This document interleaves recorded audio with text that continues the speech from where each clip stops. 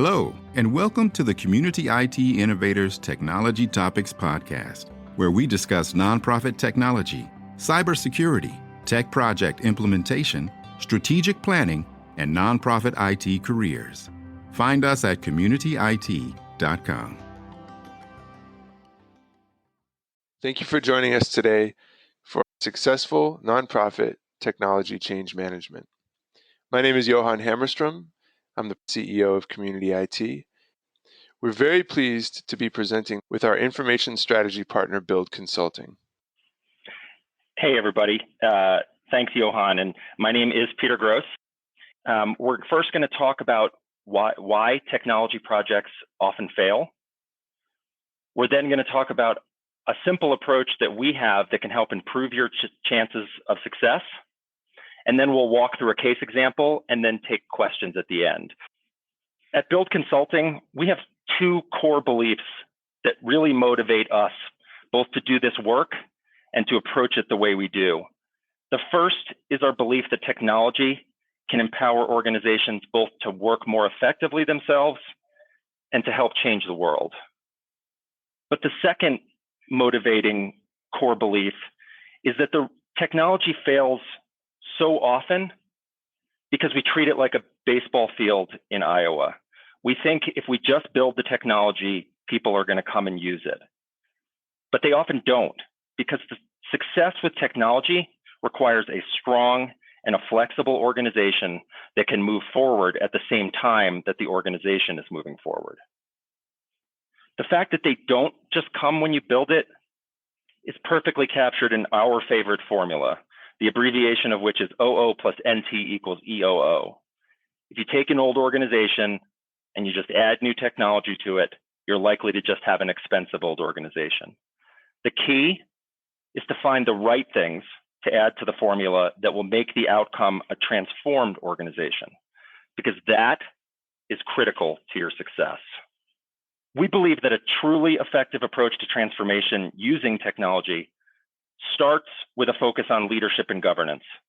It allows us to ground our technology strategy in the strategies and the mission of the organization and to ensure buy-in and support from the highest levels of the organization. From that strong foundation, we can then make good decisions about what kind of operations we put in place to manage that technology. Design really solid, effective processes, organize our data well. Only then are we able to make choices and investments in technology that can truly bear fruit. Technology can be the accelerator, but it can't be the driver of the transformation. Ultimately, we do believe if you pair technology with transforming your organization, you have the opportunity to make the world better. A good deal of the failure rate associated with technology projects, and probably projects in general, it's related to the fact that we simply don't do a good job of anticipating the effect of these projects on the people that they're supposed to help, on the people affected. When these impacts then hit them, we lose their hearts, we lose their minds, we lose their eyeballs. It disrupts our results. We don't get the return on investment that we're hoping for. So just to give you a couple of examples of what we've heard over the years of manifestations of this problem. Frequently in fundraising, we hear stories of folks that moved into a cloud-based solution for something like fundraising, could be other ones as well, and the folks that are using it are still unhappy. Because it turns out that actually the technology wasn't the problem. The problem was that leadership didn't set clear expectations and guidelines for its use, and that no frontline fundraisers were involved in the implementation. We ended up implementing it incorrectly. We see this story repeated over and over. And again, not just for fundraising, but for membership, case management, program management, events, pretty much anything you could think of. This is actually a recent story we heard from a client where they implemented a new credit card reconciliation tool for expenses and receipts in the cloud, mobile enabled. They expected everyone would be thrilled because it was a kind of a nice looking interface. It was easy to use. It was mobile. But because they didn't actually involve end users in that project, they didn't realize that this whole process actually adds a bunch of work to their plate. So rather than getting a time savings and excitement, they actually got time added and a great deal of frustration. The reason these problems happened is because we didn't critically examine the impacts of that proposed change. And we made decisions that jeopardized our ability to get a return on investment. So the answer to a lot of these challenges lies in the field of organizational change management. It's a pretty academic sounding term, but it's actually pretty simple when it gets boiled down. We like the definition by ProSci. ProSci is a leading research and consulting company specifically focused on change management. It's all that they do. And the core of that definition is that change management guides how we prepare, equip, and support individuals to successfully adopt change. You'll notice it doesn't say guides how we make everybody on the project happy. It's a frequent misinterpretation of change management that it's about making sure that everyone is happy with the change that's happening. It's not. It's about making everybody ready for that change and hopefully in the process, making some of the people happy. So when do you need to use change management techniques? Here's the test that I'll give you. If your technology change requires people to adjust their behavior in order to achieve your goals, you need change management. I'm going to read it again.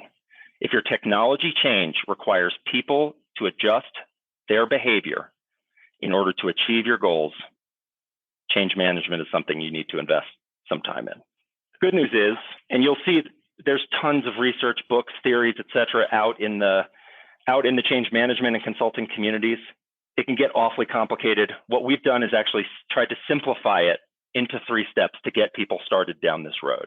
And these are the 3 steps: defining the change, identifying the impacts from that change, and then preparing for those impacts.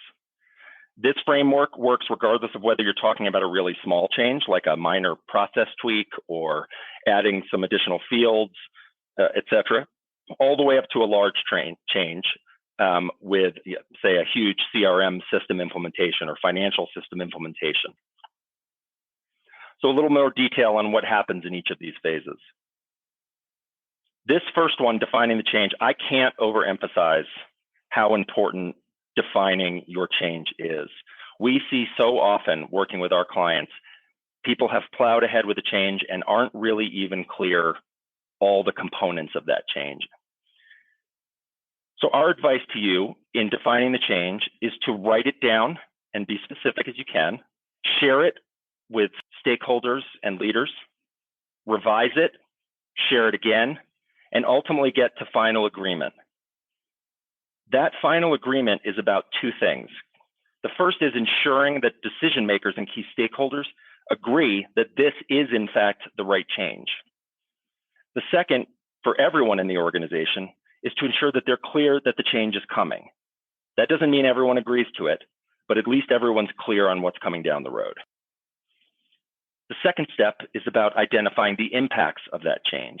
And for those of you familiar with stakeholder analysis, this contains stakeholder analysis within this step. The key is to identify the individuals and the groups that are impacted by the change, determine how they're impacted, and how big that impact is. Because once you've identified what those impacts are, then you can start to leverage certain strategies to ensure that we become more prepared for the change. And there's 3 of those strategies listed here, which we talk about. First is about activating leadership, which basically just means ensuring that your leadership is prepared to be cheerleaders, supporters, funders, and users of the system or other changes that you're putting into place. Second, you need to determine who needs to know about this and be communicated with about it, what the messages should be, and when and through what mechanisms.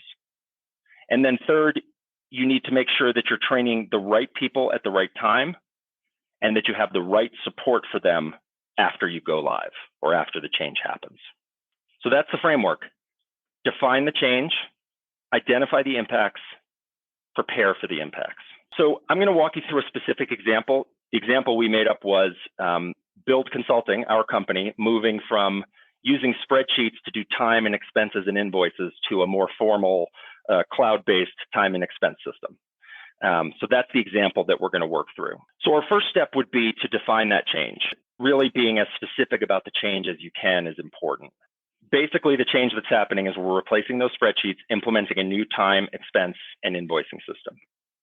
To gain agreement, what we would do internally is discuss it among the partners and maybe some of the employees, vote on that change, and also consult with our staff, our subcontractors, our bookkeepers, et cetera, so they're clear on what's happening and when and what will be expected of them.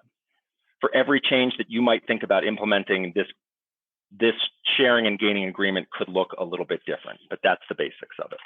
So now we know what's changing, and now the important thing is to identify what the impacts are of those changes on specific groups or individuals.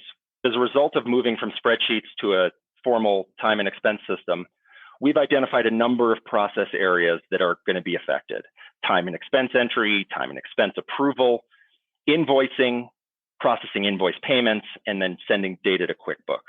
In each of these areas, we have identified who is impacted, what that impact is, and whether it's a small or a big impact. And I know that's a ton of information to try to digest. We're just going to focus on one line of these processes just to show them as an example of the kind of detail that we put in here. So in this particular case, not only do partners have to use the new system for their own time and expenses and use it for time approval, but in fact, in this particular example, the partners had never done time approval before. So it's a new process and it's a new policy.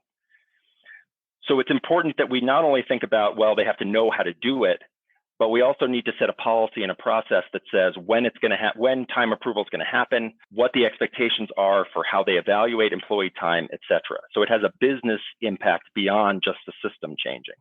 So then once we've identified those process areas, those impacts, and who's affected and how, we can then create strategies for addressing those impacts. Now, the entire version of this grid would be probably 10 to 12 rows long. We've sort of condensed it down here. And again, we're going to focus just on one line to show you how we would work through this, creating strategies to address this impact. So again, the impact is to the partners and the fact that they have new time approval process and system. And it will highly impact them because it's something new they have to do every week. So, and then there's 5 areas where we've identified strategies to address the impact. So there's a job impact. The partner's job description now has to include that time approval process, which it didn't have to include before. We would provide to the partners actually weekly progress updates that would happen weekly for 15 minutes or 30 minutes, depending on what was necessary. And that might happen a little less often for employees or for other folks that are our stakeholders. We know that the partners are going to require training on the application, as well as training and education on the new policy that's going to be in place. And then finally, we want to make sure, because they're a highly impacted stakeholder, we want to make sure that at least one partner is involved in the process design and testing the system to make sure that we've implemented that functionality properly and that their voice is heard. So that evaluation we just went through, and I realized we went through it extremely quickly. But if you go through that same process for all of the impacts and all of the stakeholders who are affected, what you have at the end of it is the ability to create a plan in each of those 5 areas. You can create a stakeholder involvement plan that will tell you who should be involved in the project and in what way. You'll be able to ensure that changes to jobs and processes and policies are both accommodated and documented. You will know what you need from leaders, and you'll know how to get them activated in their role at the right time. You'll be able to come up with a communication plan so you know when to communicate with folks and when, and you'll be prepared for the right kind of training and the right kind of support for the folks in your organization. Our hope is that these tools that we've described here, and we realize that we've flown through pretty quickly, are going to help you make your projects more successful. Include a template of the grid that you can actually take and use in any way you want, and take it and apply it to the next change that you might have at your organization that you want to use. Great, very interesting. We have a number of questions. So the first question is sort of just asking for a little bit more clarification on the differences between step 1 and step 3, defining the change and preparing for impact. Sure. Defining the change, I tend to think about it explaining about what that change is, what is coming down the road. In the example that we gave, it's, we're replacing this system, a system of spreadsheets with a more formal system for doing time and expenses. That's going to impact not only employee time and expenses, time approval, how we do invoicing, how we do payments, and how we account for do our financial accounting. So that's more of a broad statement, as specific as it can be to make sure that people understand the nature of that change. The second step is really about saying, okay, we're going to take away the spreadsheets and we're going to put in place this new system. In what ways does that impact people? For some people, it's a small impact. For our accountant, for instance, might be getting the data in a little bit of a different format, but essentially their job is staying the same. For a partner or an employee, they're using a brand new system to do time and expenses and some form of project management. And then the strategies themselves are the things you do to address those impacts. So training, as an example, is a strategy to address the fact that people need to know how to use that system. Communication plan is a strategy to make sure that you don't start off the project, go 3 months where no one hears anything, and when people don't hear anything, a vacuum basically creates a lot of paranoia. People make up their own stories about what's happening. So what's a reasonable way to communicate with the right folks at the right time to make sure they know what's coming down the pike, how it's going to affect them, et cetera? I hope that helps clear it up a little bit.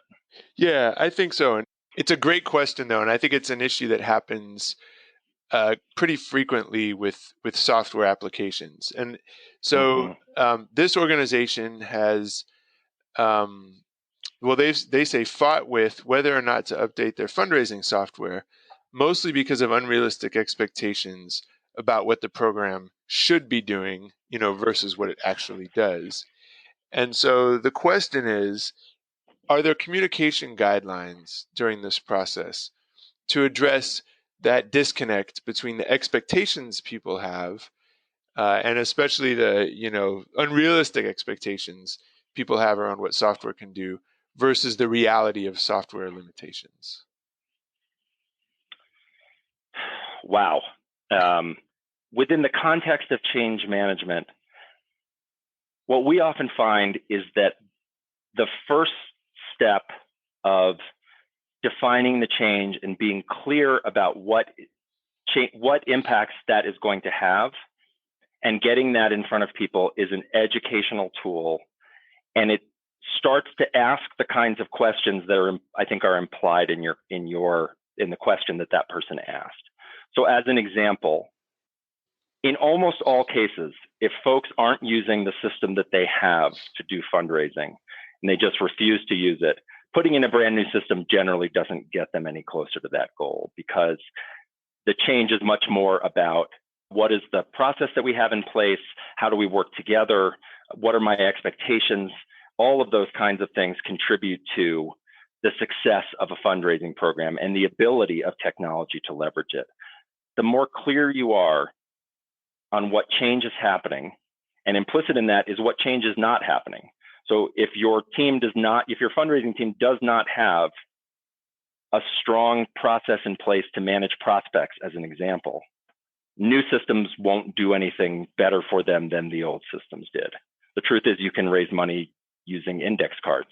It'll take a while, but the essence of major gift fundraising you could do without a technology system, although it's made better. So it is a universal problem in everywhere probably, but certainly in nonprofit organizations. Yeah, I think it's a universal problem.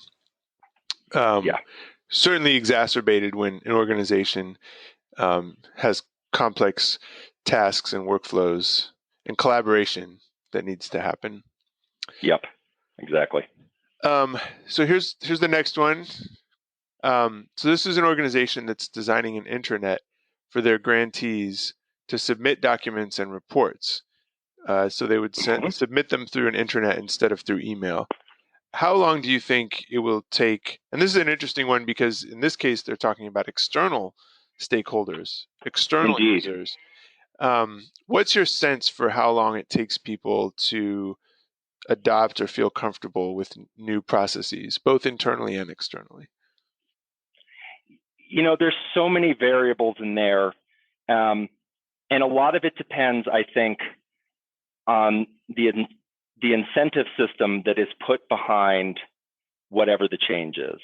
So if you look at that particular example, using an intranet to collect grantee reports, From the grantee side, if you all have a policy in place that basically says, we better see that last report or your last check's not going out the door, I can guarantee you that process will be adopted immediately. If, on the other hand, internally there's steps that have to be taken that move from email to intranet, and there's no support for making sure that that person has the right incentives, the right training, not to return back to the old way of doing things. If folks are properly prepared and have the incentive and are managed to adopt the new system, generally speaking, we find that happens reasonably quickly. And again, obviously more complex processes take a lot more time. But I think the difference between the grantee's incentive and the staff person's incentive is instructive of how important it is to build that consideration into the processes that you put in place. If I have absolutely no incentive to put my time into the time system, I'm probably not going to do it. Now, my other partners would get mad at me and we wouldn't be able to invoice clients, we wouldn't get paid, and I wouldn't get paid. So I've got a great incentive to actually adopt that new policy and to approve everybody's time very quickly, because we want to get those invoices out the door. A combination of good and appropriate training and good and appropriate incentives, whether they be sticks or carrots, is probably the key to getting those processes adopted more quickly. This question is about any advice you have for implementing steps after the change has occurred. So the project, the software, the IT has been rolled out, but change management wasn't followed during that process. The project hasn't failed, the software is still being used, but it hasn't been nearly as impactful as it should be. What's kind of like, ex post facto, the best way to go back and do change management? It's a great question. In some ways, I think you could do this same exercise, right? I mean, at this point, you'd probably, in fact, be able to answer these questions better because the impacts are going to be obvious, or more obvious anyway, right? So doing a post-mortem impact evaluation, perhaps interviewing those folks, gathering information in a way that you can get a sense of where the disconnect was. There's no reason that these strategies can't be applied even though you've already gone live. If the problem was that perhaps a process was not particularly well thought through, let's think through the process. If we need to make some adjustments in how the system is configured, that's fine. And then roll out some supplemental training. If they just feel lost in the software and just don't feel like they know what to do, then perhaps arranging from some additional support, some additional folks who can sit by them while they work and help them through that, or having a help desk that they can call into for questions and encouraging that. I don't think any of these are limited to the scenario where you've implemented the perfect change management framework from the beginning. I think it's always inevitable that you'll get into the implementation, that you'll get to go live, even if you did it well, and you'll find some things you didn't anticipate, perhaps some things that just didn't get executed as well as they could have. No reason we can't go back, take a second bite at the apple, and see if we can make it better the second time. Great. Well, I think that's encouraging, because I think many of us have experienced that, and would love to have a second bite at the apple when it comes to implementing technology solutions. So we Agreed. have time for one last question. It's another great one, and I want to thank everyone for the great questions today. So this is a question about communication. So what communication approach works well in two different scenarios, and oftentimes these scenarios go together. One, where the organization lacks leadership experience, or leadership experience from a leadership standpoint with project methods. So an organization where the leadership isn't necessarily accustomed to a project management approach.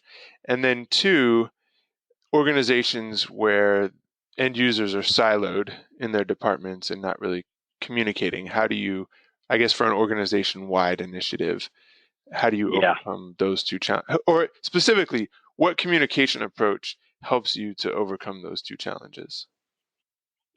If you go through this framework and you say, we're implementing this new system that does X, and it's going to affect Department 1, Department 2, Department 3, in sort of similar ways, maybe with some differences, but let's say in sort of similar ways, they're going to be using a lot of the same functionality, but they're all sitting in their own silos. That is something that should specifically come out of this evaluation. And it should drive the project to be the example to the organization of how you start to do collaboration. So when we run, or when we support, we don't run implementation projects, but when we support implementation projects, or when we do system selections, this is frequently the case. There's a lot of different parts of different organizations that do relationship management of different kinds that overlap in a lot of different ways. And what we insist on is that when we are defining either what the system that we're going to choose has to do, or when we're implementing particular functionality, each of those departments has to have a representative at the table as we're doing the selection, the design, the training, whatever the case may be. And what we find often is that these projects can serve as a template for the organization about how collaboration is supposed to work. And I can't tell you the number of times where people have said to us, this is the first time we've ever been in the same room together. I had no idea that 75% of what they do is actually similar to what I do. And that isn't to say that can't be uncomfortable sometimes, because people have competing priorities and those have to be worked through. But using your project as an opportunity to model the behavior that you want the entire organization to engage in is a step in that direction. One of the communication techniques that we try to use is, as we're moving into these either selection or implementation or just change projects, if we want to break down the silos, we have to start using language that is not siloed. And so we try to be really careful and thoughtful about making sure that when we're talking about the project, we aren't putting people into silos. We'd rather talk about the relationship management example I gave as, you know what, this is going to be an organization-wide relationship management tool. And it's going to be impactful for this group and that group and this group. And it's a collective approach, as opposed to saying, you know what, next we're going to go live with, the development department next week. And then after that, it's going to be the legal department. And then after that, it's going to be the partnership department. Obviously, some of that may be true, but thinking about crafting language that doesn't reinforce the silos is another way to use communication to actually break down those barriers. Got it. And we have some clarification. Excellent. So this is a situation where the leadership their role is as the champion of the project, but maybe they're not familiar with IT project models. They're not, maybe they're in full support of rolling out this new solution, and they're sort of, for that reason, are the ones charged with communicating with the organization, but they aren't, they don't have a lot of experience with IT projects. I got it.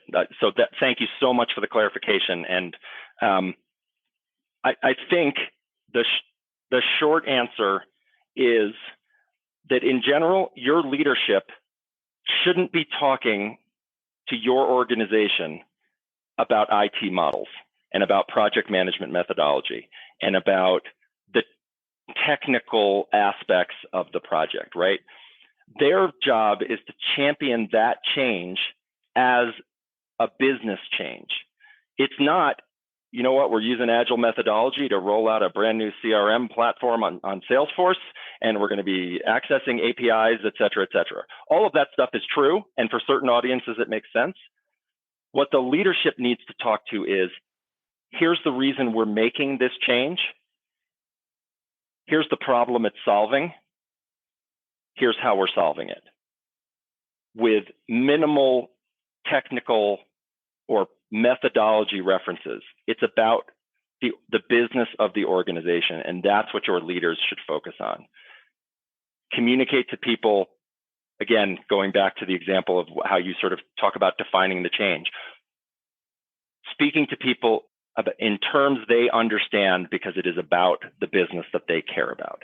It's about the organization that they care about. And in fact, defining that change and defining the impacts can feed into, if you set up that person with a PowerPoint with some talking points or just some bullet points that they can use, depending on what their style of communication is, but helping script them about what those business changes, business impacts, business benefits are from the change that's undertaking. Because if it's truly only a technical project, if you're taking one server and swapping it out for another, if you're trading one cloud hosting provider for another, chances are most people don't need to know about that part of the organization. And that's not much of a change management effort, likely, an organizational change management effort. If it involves the business and involves people changing their behaviors, we need to talk to them in their language, because they don't care about IT methodologies. They don't care about, for the most part, about technical architecture or other pieces like that. So I hope that's helpful. Very helpful. Yeah, that was a great clarification. Great question. And I think that's your answer, Peter, I think is provides a lot of assurance for leadership that they don't have to be IT experts, and that in fact they could probably add more value to this process by not being IT experts, but by connecting the dots to the business needs, and communicating those business needs to their staff. So that's very helpful. Yeah, we get people telling us, leadership in particular, telling us all the time, I'm not an IT guy. I leave that to those folks, right? Mm-hmm. We don't want you to be an IT guy. You'd probably be a bad IT guy. We want you to be a business guy or girl or gal. Yeah. That's your job, is to tell us how you want to run your business. And then we'll figure out how to make the technology accelerate that process. Yeah, absolutely. Great. Well, thank you, Peter. I appreciate you taking the time to answer that last question, and very much appreciate your time today and sharing this framework with us. It was very interesting and something that I know is very pertinent, to nonprofit organizations. So appreciate it. I hope it was helpful, and I hope the template for the change impact will be helpful to folks as well. Yep. Great. Well, have a great afternoon. Thanks, everybody. Community IT does these free webinars and podcasts for our community, and we love sharing our knowledge and experience. If you have more questions or are having trouble with your IT at your nonprofit, please get in touch with us on our website, www.communityit.com, so we can start a conversation or schedule an assessment. Downloading any of our free resources there will get you signed up for our webinar reminders, and you can attend our next webinar in real time and ask our experts your own questions. If you love podcasts, please subscribe and leave us a rating to help others find this leadership resource for nonprofits.